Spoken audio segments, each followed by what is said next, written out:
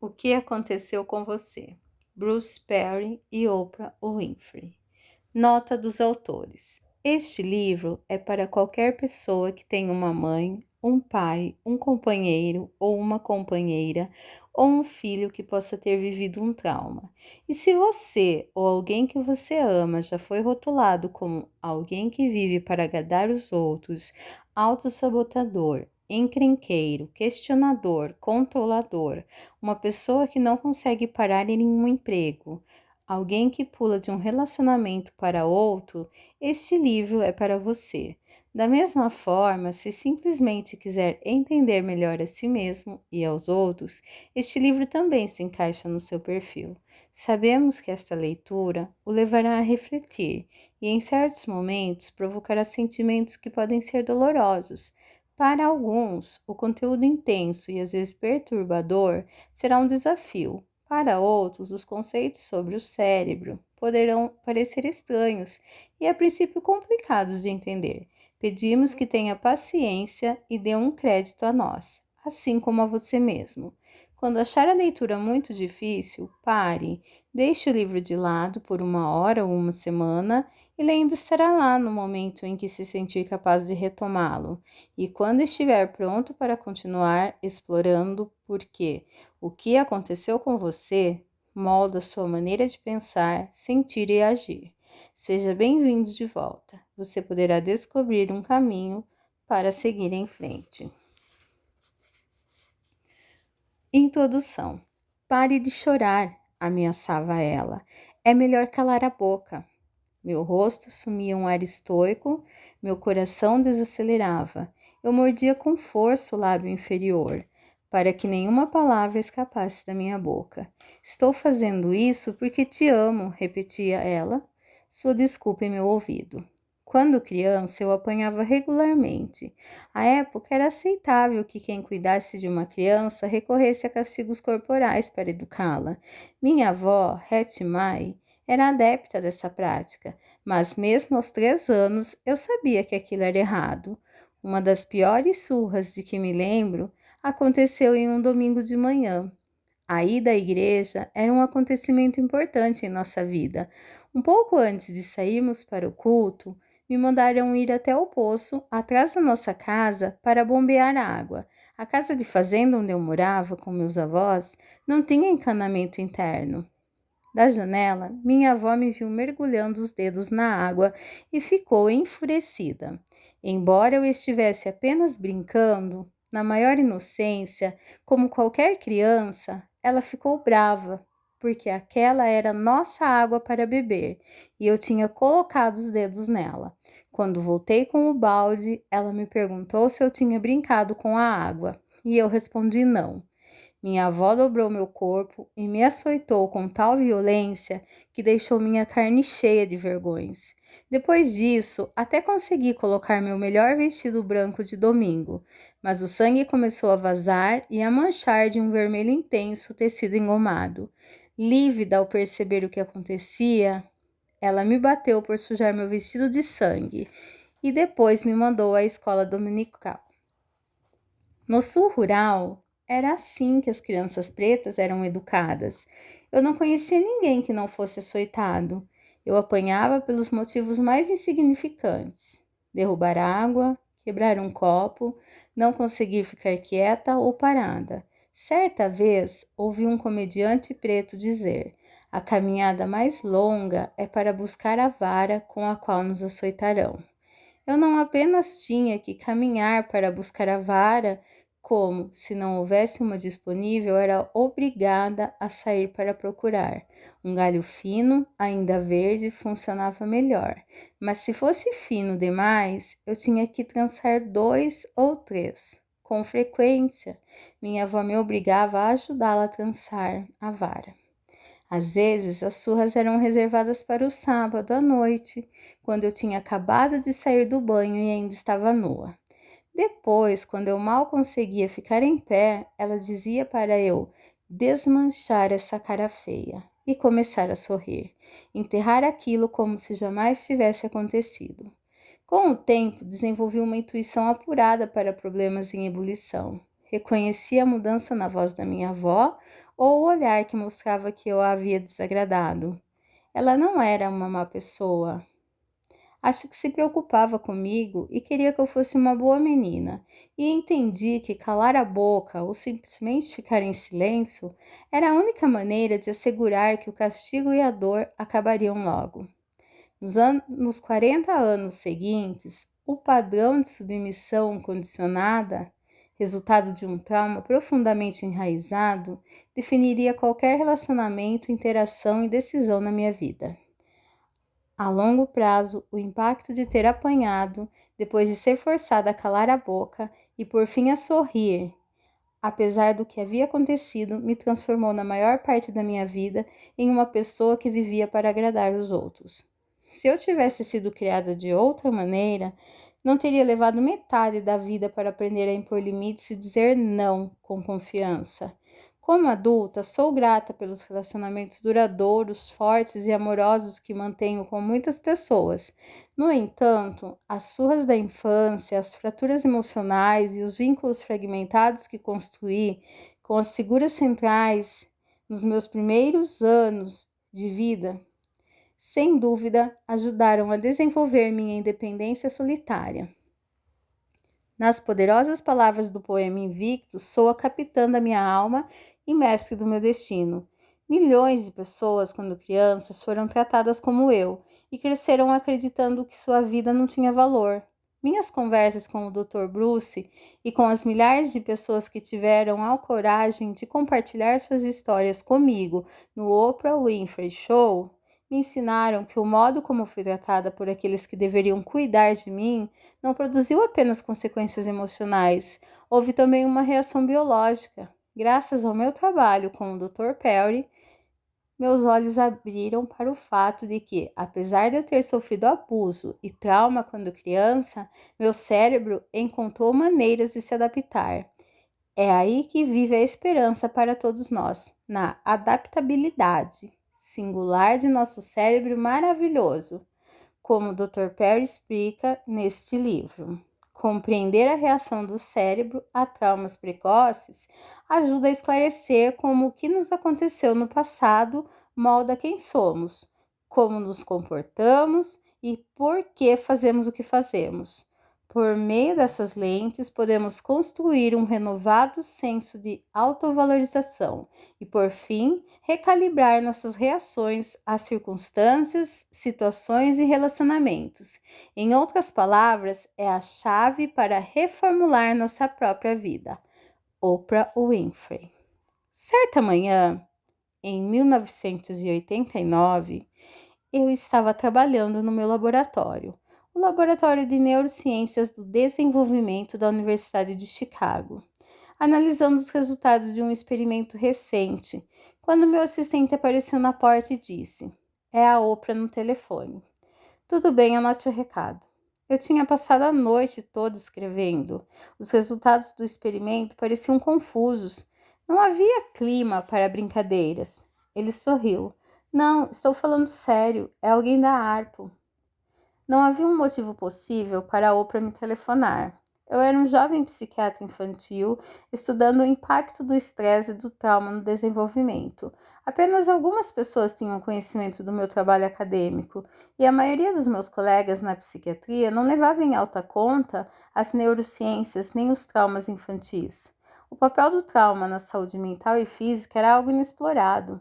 Pensei que um dos meus amigos estivesse me passando um trote, mas atendi a ligação. A senhora Winfrey está convocando um encontro de líderes nacionais na área de abuso infantil, em Washington, daqui a 2 semanas. Gostaríamos que o senhor comparecesse. Após mais explicações, ficou claro que muitas pessoas renomadas e consagradas participariam do encontro.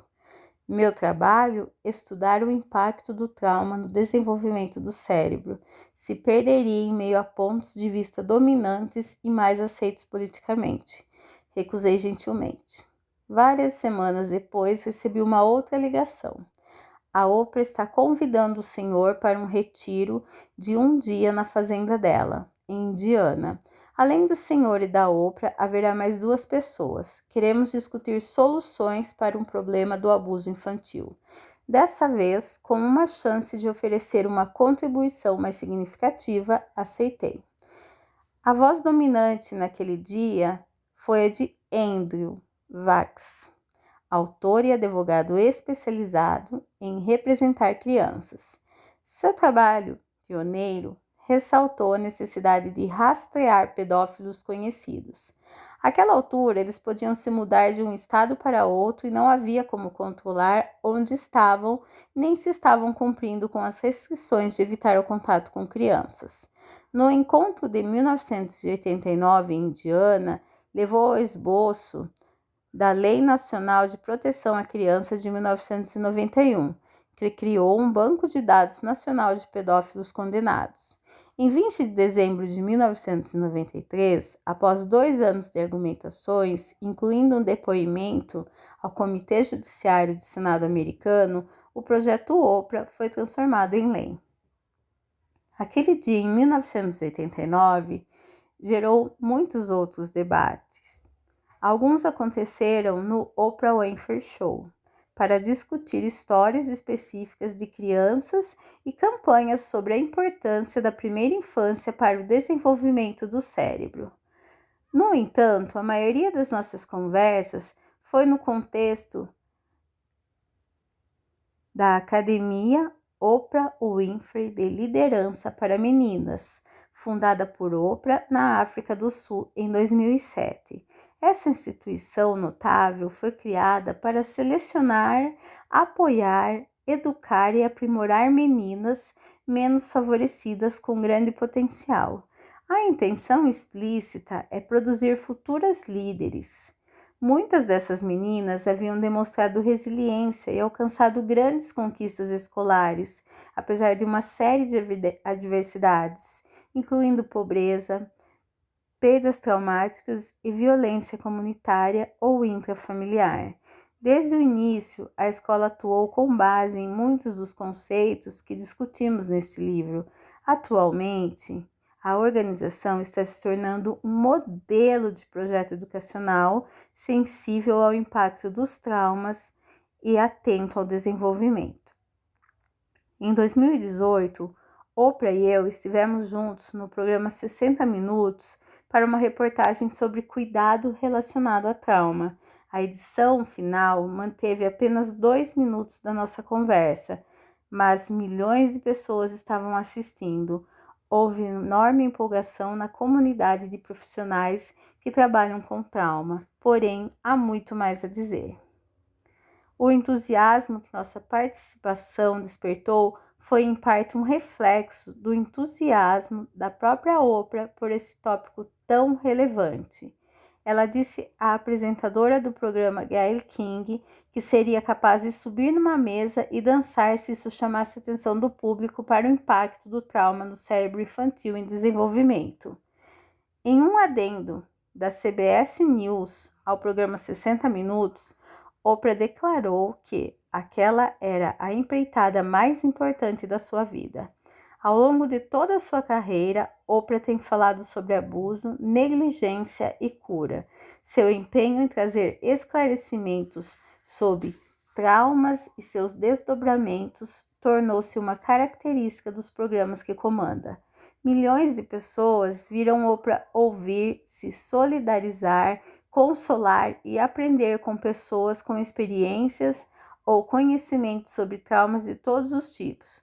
Ela explorou os impactos de perda traumática, maus tratos, abuso sexual, racismo, misoginia, violência doméstica, violência comunitária, problemas de identidade sexual e de gênero, cárcere privado e muito mais. E assim nos ajudou a refletir sobre a saúde, a cura, o desenvolvimento pós-traumático e a resiliência. Durante 25 anos, Oprah Winfrey Show analisou de forma profunda e criteriosa como a adversidade, o desafio, a dificuldade, o estresse, o trauma e a resiliência influenciam o desenvolvimento. Ela explorou o transtorno dissociativo de identidade em 1989, a importância das experiências na primeira infância para o desenvolvimento cerebral em 1997, Os direitos de crianças adotadas em 2005, o impacto da negligência severa em 2009, só para citar alguns exemplos. De várias maneiras, seu programa abriu caminho para uma consciência sistêmica e maior desses problemas. A última temporada inclui um episódio em que 200 homens, inclusive o comediante Tyler Perry, revelaram suas histórias de abuso sexual. Ela tem sido e continuará a ser uma defensora e guia para pessoas afetadas pela diversidade e por traumas. Oprah e eu conversamos sobre trauma, cérebro, resiliência e cura há mais de 30 anos, sob vários prismas. Este livro é o ápice dessas trocas, trazendo histórias humanas para iluminar a ciência por trás de tudo isso. Há inúmeros aspectos do desenvolvimento do cérebro e do trauma a serem tratados em um único livro, especialmente se for escrito por meio de histórias. A linguagem e os conceitos usados aqui traduzem o trabalho de milhares de cientistas, médicos e pesquisadores em campos que vão da genética à epidemiologia, passando pela antropologia. É um livro para qualquer pessoa e para todas as pessoas. O livro O que aconteceu com você representa uma mudança de perspectiva e um reconhecimento do poder do passado sobre nossas ações do presente. A frase surgiu no grupo de trabalho pioneiro da doutora Sandra Bloom, criadora do Santuário Model, uma abordagem teórica para estimular na sociedade uma cultura atenta aos traumas e suas consequências. Nas palavras da doutora, nós, a equipe de tratamento do santuário, estávamos numa reunião de equipe por volta de 1991 em nossa unidade de internação. Tentávamos descrever a mudança que observamos no conhecimento e na resposta ao problema do trauma, especialmente quanto aos que agora se tornou conhecido como adversidade infantil, como causa dos problemas da maioria das pessoas que estávamos tratando. Naquele momento, Joy Foderaro, assistente social clínico, sempre arguto, disse: é porque mudamos nossa pergunta fundamental de qual é o seu problema para o que aconteceu com você.